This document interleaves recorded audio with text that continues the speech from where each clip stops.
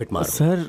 Pocket मार जैसा बर्ताव करो। हाँ सर। जैसे बस स्टैंड पर कोई पॉकेट मार होता है, बस तुम्हें उसकी एक्टिंग करनी होगी। देखते हैं कि वो दोनों कोई क्राइम करने से पहले तुम्हें रोक सकते हैं। बच्चे ये कैसे कर पाएंगे सर? नो, तुम उन्हें अंडर एस्टिमेट मत करना, मैंने ट्रेनिंग दी है उन्हें। सर राजीव एक ब्राइट स्टूडेंट है, वो कोई डॉक्टर या आईटी इंजीनियर बन सकता है। इतनी उम्र में कड़ी ट्रेनिंग देने की क्या जरूरत है सर? क्यों? होशियार बच्चों को सिर्फ डॉक्टर इंजीनियर ही बनना चाहिए। क्रिमिनल्स भी दिन ब दिन होशियार होते जा रहे हैं। उन्हें रोकने के लिए हमें डिपार्टमेंट में होशियार लोगों की जरूरत है। Now go, take a position. Sure, sir. गो।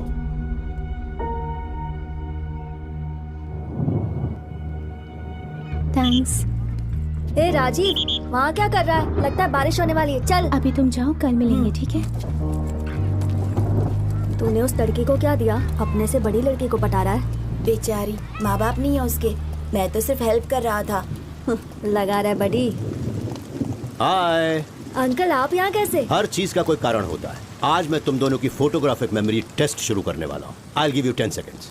देखो, आसपास ध्यान से Okay, देखो Dad. और बाद में सवाल पूछूंगा। Okay? I am timing it. गो।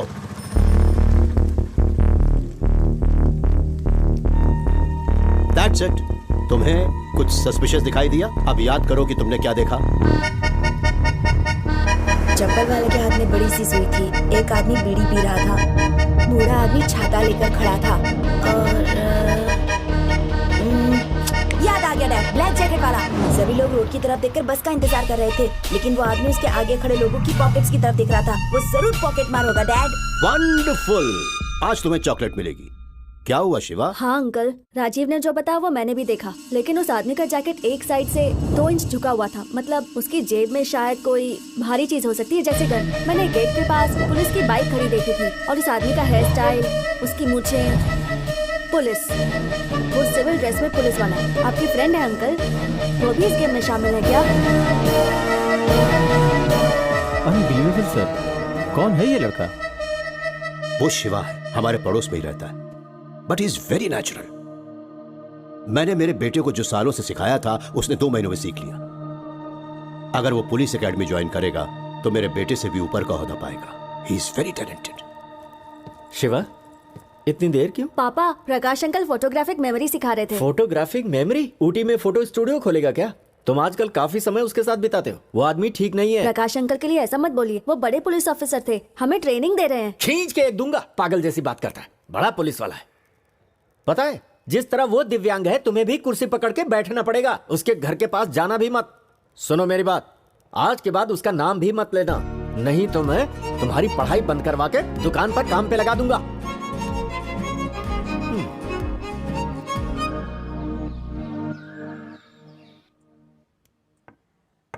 अच्छा, तुम्हारी नजर मेरी रानी पर है। अब तुम चाल चलो। देखो शिवा, कितनी भी कोशिश कर लो, मेरी रानी को छू नहीं पाओगे। चेक। कोई चाल नहीं बची तुम्हारे पास। चेकमेट। राजीव, डैड बुला रहे हैं, मैं अभी आता हूँ।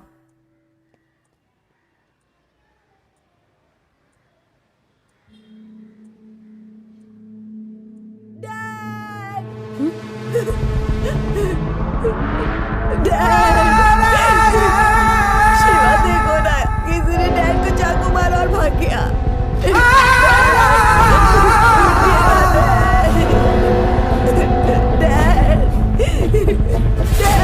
शिवा कुछ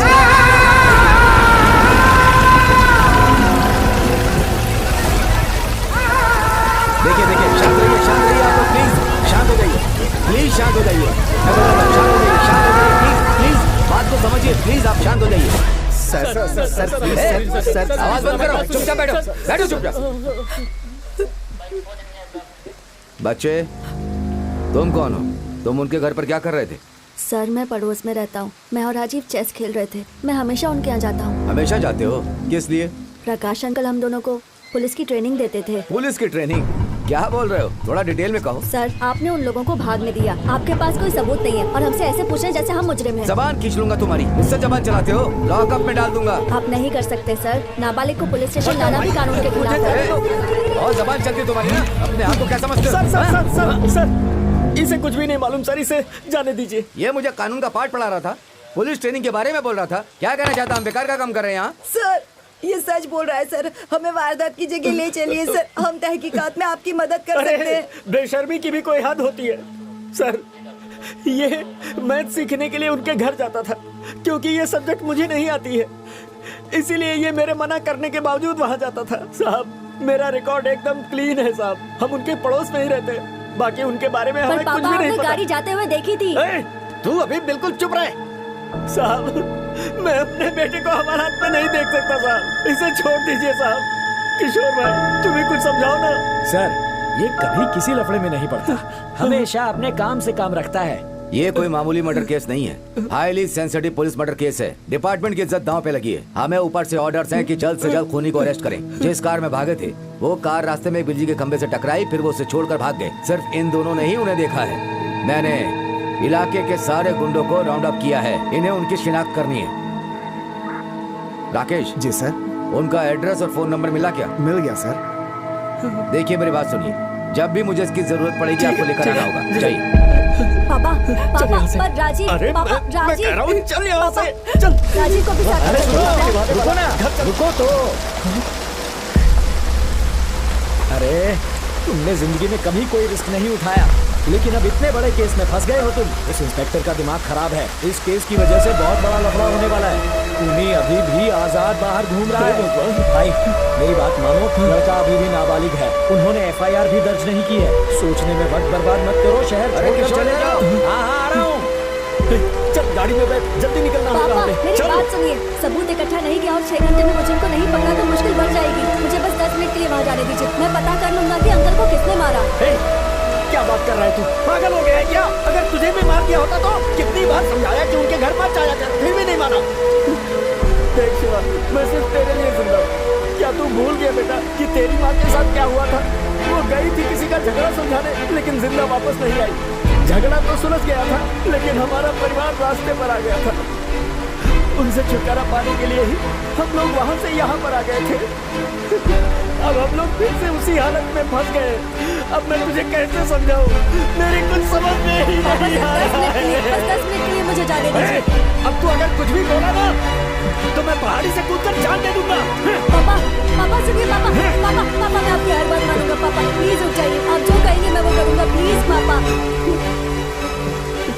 तो वचन दे मुझे, तो पुलिस में भर्ती नहीं होगा, जिंदगी में कोई रिस्क नहीं लेगा, कोई जोखिम नहीं उठाएगा। जैसे मैं कहूंगा वैसे तुझे जीना होगा। अगर तू मुझे जिंदा देखना चाहता है तो वादा कर देगा।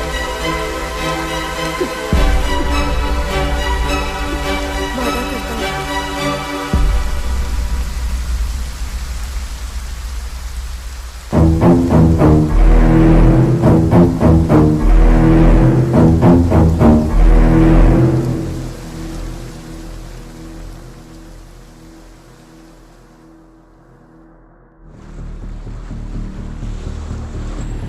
वापस दो, वापस दो, वापस दो, वापस दो। हमारा पासपोर्ट वापस दो, हमारा पासपोर्ट वापस दो, वापस दो, वापस दो, हमारा पासपोर्ट वापस दो, वापस दो, वापस दो, हमारा पासपोर्ट वापस दो। हम कमजोर नहीं है, कमजोर नहीं, कमजोर नहीं, हम कमजोर नहीं है, कमजोर नहीं, कमजोर नहीं। हमारा पासपोर्ट वापस दो, हमारा पासपोर्ट वापस दो, हमारा पासपोर्ट वापस दो, हमारा पासपोर्ट वापस दो, वापस दो, वापस दो, हमारा पासपोर्ट वापस दो, वापस दो, वापस दो, हमारा पासपोर्ट वापस दो। अरे अरे अरे अरे शांत हो जाओ, मेरी बात तो सुनो। तुम लोग यहाँ क्यों जमा हुए हो? दादा हम 250 लोग हैं और हमें काम से निकाले हुए पूरे 3 महीने हो चुके हैं। हमारी तनख्वाह भी नहीं दी जा रही है। हम वापस जाना चाहते हैं पर वो भी नहीं कर सकते हैं। हमारे पासपोर्ट वापस नहीं कर रहे ये लोग। यहाँ तक कि 2 वक्त की रोटी खाने के लिए अब हमारे पास पैसे नहीं बचे दादा। अरे तनख्वाह नहीं दी तो भी फिक्र नहीं है हमें, कम से कम पासपोर्ट तो वापस दे दो। हम बस वापस अपने घर लौट जाना चाहते हैं। अरे शांत हो जाओ, मेरी बात सुनो, मेरी बात सुनो। अरे तुम लोग यहाँ झंडा उठा के कभी भी हड़ताल नहीं कर सकते हो। सुनो, ये अपना देश नहीं है, वो कभी भी उठा के तुम्हें जेल में डाल सकते हैं। तुम्हारे पास पासपोर्ट नहीं, फिर इतना हल्ला क्यों कर रहे हो? अरे जिस आदमी ने मुझे भेजा उसका नाम ईश्वर मूर्ति है। हम लोग आपस में बात करेंगे और कोई हल निकालने की कोशिश करेंगे। मैंने आपकी प्रॉब्लम समझ ली है। कंपनी का नाम येलो स्टोन कंस्ट्रक्शंस है। ओनर एक चाइनीज आदमी है। वो कहता है कि इनका वर्क परमिट कैंसिल हो चुका है और ये लोग जहाँ चाहे वहाँ काम कर सकते हैं। सर वो झूठ बोल रहा है सर, और इसलिए झूठ बोल रहा है ताकि वो लोग दूसरा काम ना कर सके। हाँ भाई मुझे पता है, लेकिन ये कोर्ट में साबित करने में कई महीने बीत जाएंगे। तुम्हें उस ओनर से बात करनी होगी। बिना सोचे समझे तुम लोग किसी भी कागज पे साइन कर देते हो और पासपोर्ट भी दे देते हो। फिर जब प्रॉब्लम होती है तो हमारे पास आते हो। आई एम सॉरी गणेश, अगर वो मालिक नहीं माना तो मैं तुम्हारी कोई मदद नहीं कर पाऊंगा। सर, लोगों ने उसके लिए अपना खून पसीना बहाया, लेकिन अब उसके वॉचमैन इन लोगों को पूरी तरह से भगा के बाहर कर रहे हैं। हमें बस आपका ही भरोसा है सर, कुछ तो कीजिए सर, प्लीज सर। ये पुलिस वाले भी हमारी कोई मदद नहीं कर रहे दादा। इसका बाप जिंदगी और मौत से लड़ रहा है दादा। वहाँ जाकर ये अपने बाप से मिल पाएगा या नहीं मिल पाएगा हम ये भी नहीं जानते। मेरी बीवी पेट से रोज मुझसे पूछती है हॉस्पिटल के खर्चे के लिए पैसे कब भेजोगे, बताओ तुम पैसे क्यों नहीं भेज रहे हो। उसे किस मुंह से बताऊं कि यहाँ मेरी क्या हालत हो गई है दादा। छोड़ो, खुदकुशी एक रास्ता बचा है अब। अरे मैं भी तो तुम लोगों के लिए लड़ रहा हूँ ना, ऐसे मायूस नहीं होना चाहिए। लगन, माना हम लोग यहाँ इमिग्रेंट्स हैं, लेकिन हम लोगों ने पूरी ईमानदारी और लगन से काम किया, उसकी कोई कीमत नहीं है क्या?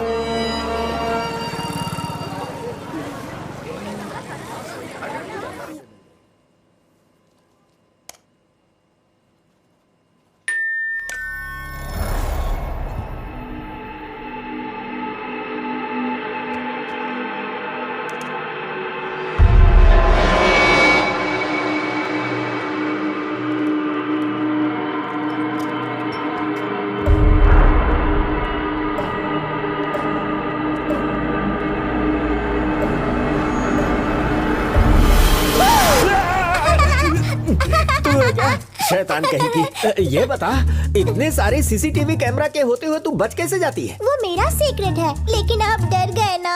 सच बिल्कुल बोलिए। नहीं, बड़े लोग डरने का नाटक करते हैं जिससे बच्चे खुश होते हैं। देखा मैंने तुम्हें कैसे उल्लू बनाया? अरे अंकल, मैं नहीं, आप बने। ए, जवाब देती है? आने दो उसे, उससे कहकर तेरी चोटी कटवा दूंगा। बाप रे, इसने डरा के मेरी दिल की धड़कनें बढ़ा दी। आपके बेटे ने ही मुझे सिखाया है कि आपको कैसे डराया जाए। वैसे शिवा अंकल आज जल्दी लौटने वाले नहीं हैं। हमारे कुछ लोगों का पासपोर्ट इशू हो गया है और वो लोग पुलिस स्टेशन में गए हुए हैं। शिवा अंकल भी। पुलिस स्टेशन में? मेरा बेटा?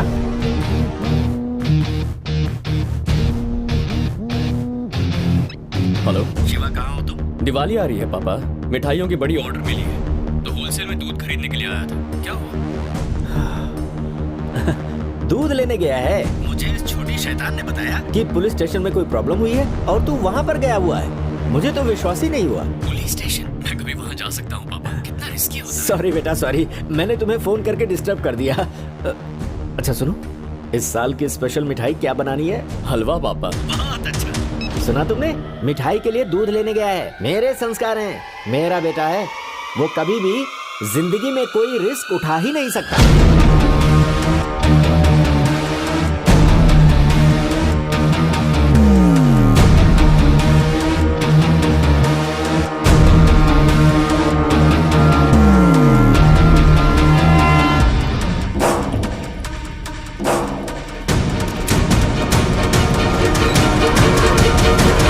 अपने बेटे के बारे में कुछ और बता देता हूँ। वो बचपन से ही सही रास्ते पर चलता आया है। गलत काम के बारे में उसे कुछ भी मालूम ही नहीं है।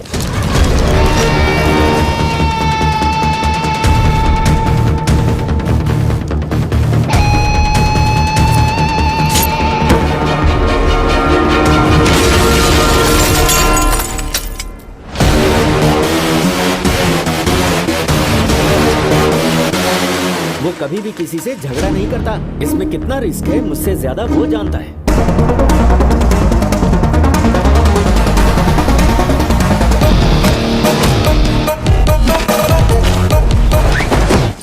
शिवा, मैंने कांच टूटने की आवाज सुनी। उसके दांत टूटे हैं। तू जल्दी से जीपीएस ट्रैकर चेक कर। ये कितना कॉम्प्लिकेटेड है। अबे, बस 2 बटन ही तो दबाने हैं, एक स्पेस बार और एंटर। इतना भी नहीं होता क्या? हाँ, ठीक है ठीक है ठीक है ठीक है। Got it. किस तरफ जाऊं, राइट या लेफ्ट?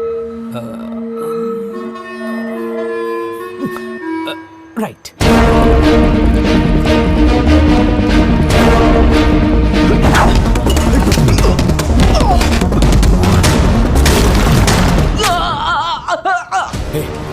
लॉकर रूम किस तरफ है? तू बस सीधा जाता रहे, सामने ही लॉकर रूम है। ओके।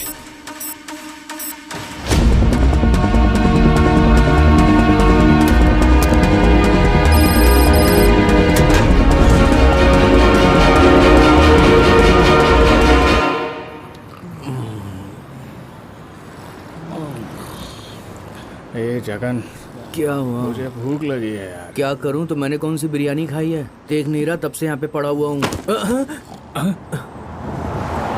एक नंबर की कमीने। हम लोग यहाँ पे सो रहे और हम पर कचरा फेंक कर जा रहे हैं, ये बेवकूफ। जगन, मुझे एक डाउट है।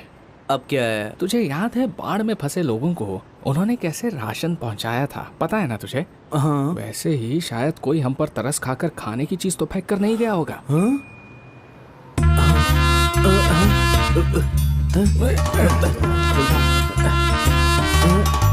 इसमें तो प्लास्टिक कवर्स है।